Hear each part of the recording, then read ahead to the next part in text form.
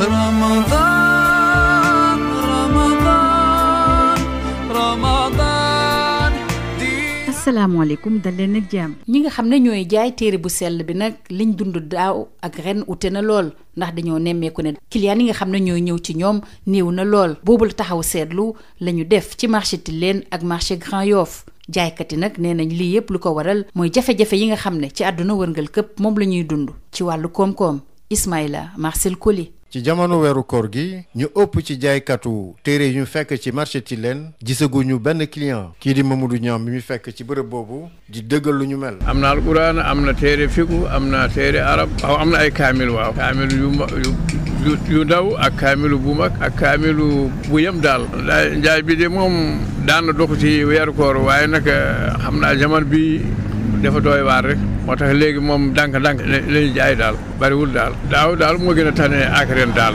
lu ñu mel it la Moodu doon beneen jaaykat bi nekk ci wet ga xamle. man téere laay jaay xanaa fi léegi ay at maa ngi fi téere alxuraan waaw jamono bi de njaay bi moom dafa xaw a sooxe ko tuuti taawun mel moom day dox normal wax dëgg yàlla taawun dox lool nga gis nit ñëw jënd téere bu bari day jox nit ñi wala yóbbu ci jàkk ji wala nga jëf nit ñi rek jàng pour nga am tiyaaba ndax loolu daal am kon léegi nag moom affaire bi nga am day ñëw kon nag tuuti rek day kii changé nag moom wax dëgg yàlla. kii di Doudou Mangara bi ñu fekk ci marché Grand Yoff ci wet écurie Saint-Paul di dëggal lu ñu mel moom jàpp na ne xëy na ñàkk bu ñu nemmeeku ci àdduna wërgal këpp moo waral lu ñu mel.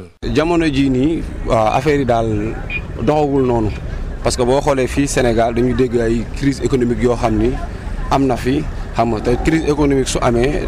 ça va impacter la population peut-être que tamit loolu bokk na ci li waral njaay mi nu mu waroon doxeewu ko. fii nag dañ fiy jaay tout ce qui va avec la religion ça veut dire que dinañ fi jaay ay kaamil dañuy jaay sijaada dañuy jaay ay téere xam ni ça va parler de l'unicité d'Allah ça veut dire tawhid bi nga xam dafa lay jàngal nga xam kan mooy yàlla suñu borom nan nga koy jaamoo fii tamit am na loo xam tamit ay téere yoo xam ñu ngi tudd ay comment faire la prière ça va vous aider même bu nekkee jàngoo arabe par exemple y a des Corans traduits en français et en anglais aussi honnêtement et sincèrement donc y a une différence par rapport aux années passées. jaaykat yu ñu dajal nag am yaakaar ne xëy na fii ak njeexital weeru koor gi nit ñi dinañu ñëw jëfandiku ci téerew alquran yu ñu jaay. ci jamono joo xam ne nag ñu ngi ci weeru koor ñu bëri fi mu toll nii dañuy jaay téere bu sell bi di alxuraan ci mbedd mi bu ñu sukkandikoo ci oustaz Alioune Sall bu rajo Sud FM nee na nag ñi nga xam ne ñooy jaay téere bu sell boobule dañoo war a amee njàpp balaa ñuy laal boobule téere ñu teewlu oustaz Alioune Sall ci micro Ismaïla Marcel Koli. bu ñu duggee ci weeru koor xel yépp day dem ci alxuraanul karim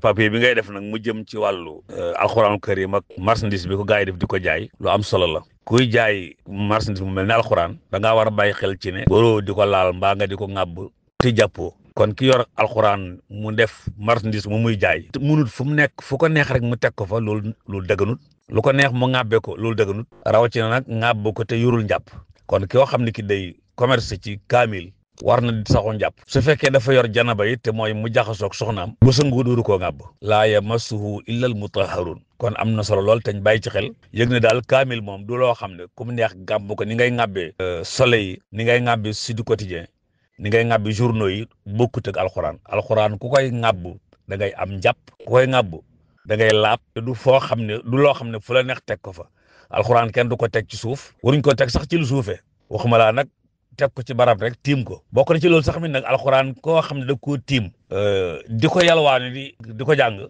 dañuy tere ku fa romb di ko sarax ndax loolu day toroxal alxuraan jërëjëf Ismaïla salaamaaleykum wa rahmatullahi wa barakaatu.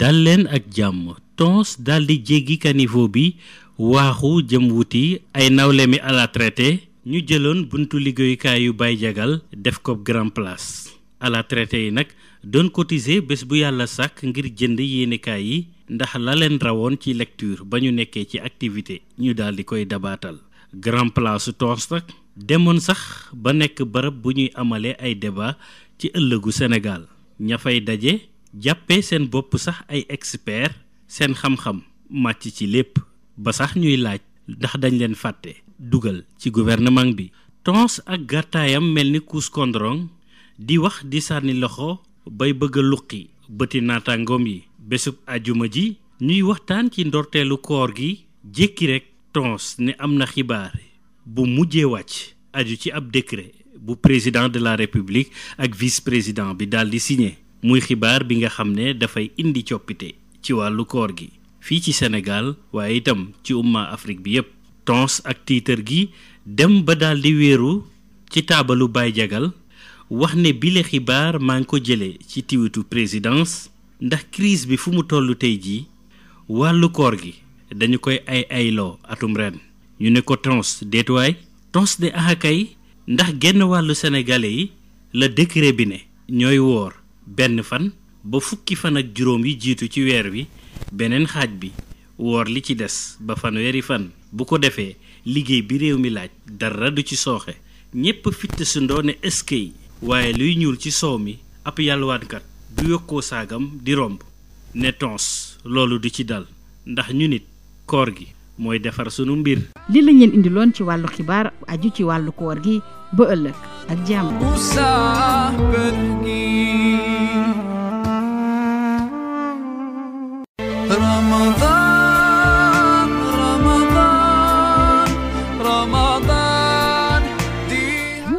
Contrairement aux années précédentes, la vente des livres saints en cette période du mois béni se fait très timidement. Constat fait au marché Tilène et au marché Grand Yoff. Les vendeurs l'imputent à la crise économique mondiale. Reportage Ismaïla Marcel Collé. La plupart des vendeurs de livres saints trouvés au marché Tilène n'ont pas encore vu l'ombre d'un client. Mohamedou Niang est l'un d'eux.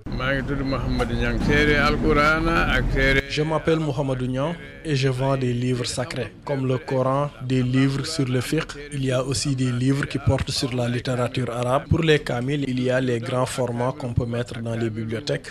Il y a aussi des formats de petite taille qu'on peut mettre dans sa poche. D'habitude, on vendait beaucoup de livres. Mais en ce début de Ramadan, les clients se font désirer. À quelques jets de pierre de lui, Maudit, un autre vendeur, embouche la même trompette. Je ne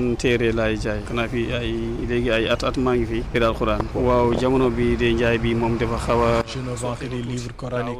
Ça fait des années que j'exerce ce métier. Pour cette année, on ne voit pas encore beaucoup de clients, mais on espère qu'ils viendront durant ce mois de partage et de bénédiction. On voit régulièrement des livres coraniques pour les distribuer dans les mosquées.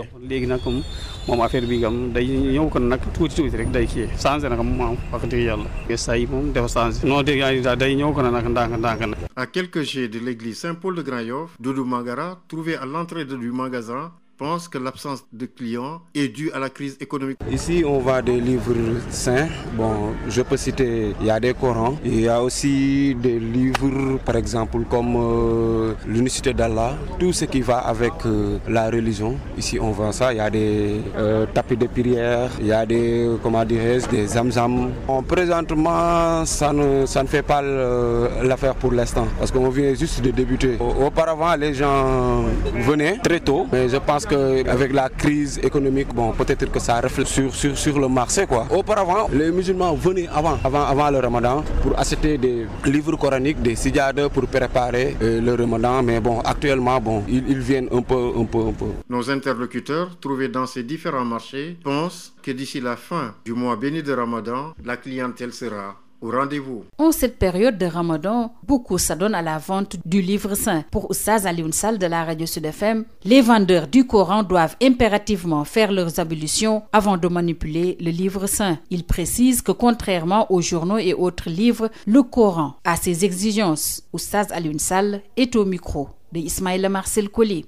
kuy jaay marchandise mu mel ne alxuraan waroo di ko laal mbaa nga di ko ŋàbb te jàppoo munut fu ko neex rek mu teg ko fa loolu dëgganul rawatina nag. Les vendeurs de Coran doivent faire leurs ablutions avant de toucher au livre saint.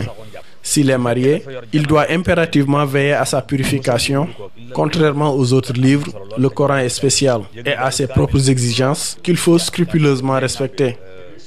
On ne doit ni le mettre par terre, ni l'exposer dans des lieux insalubres. Utiliser le Coran pour demander de l'aumône n'est pas aussi recommandé. Des pratiques qu'il faut arrêter. bokk na ci loolu sax mi nag alxuraan koo xam ne da koo tiim di ko yalwaani di ko jàng dañuy tere ku fa romb di ko sarax ndax loolu day toroxal alxuraan.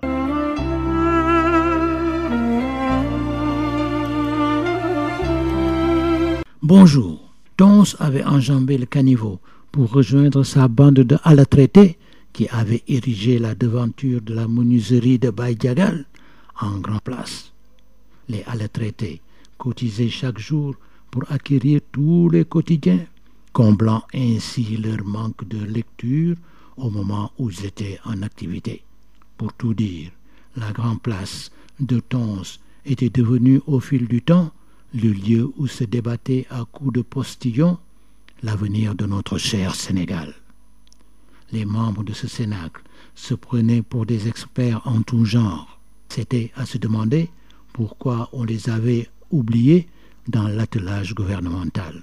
Tons, de sa hauteur de Kouscondron, gesticulait à en crever l'œil de son voisin. Vendredi, alors qu'on discutait ferme sur le début du Ramadan, Tons annonça détenir une information de dernière minute, un décret signé de son cher président et contresigné par le vice-président. Un décret qui va révolutionner le jeune au Sénégal et pourquoi pas dans toute la Oumma africaine. Tons se hissa sur l'établi de Baïdiagal et déclara de manière docte, en temps de crise, la bonne riposte. Il ajouta que le Sénégal est la terre des bonnes idées, un puits où le monde entier vient puiser. Tons avait plaisir à faire languir l'assistance. L'information, dit-il, je l'ai tirée du tweet de la présidence qui déclare que, vu l'ampleur de la crise, cette année, le jeûne se fera par rotation. La moitié des Sénégalais, tout le monde compris, jeûnera du 1er jour au 15 et l'autre moitié du 15 au 30. Ceci pour ne pas ralentir le travail. Des eskay fusèrent. Un mendiant qui passait par là déroula sa banderole. Duñu ko nangu, koor gi suñu traite la. Son et tout, rendez-vous est pris pour un autre numéro. Moussa Bergui.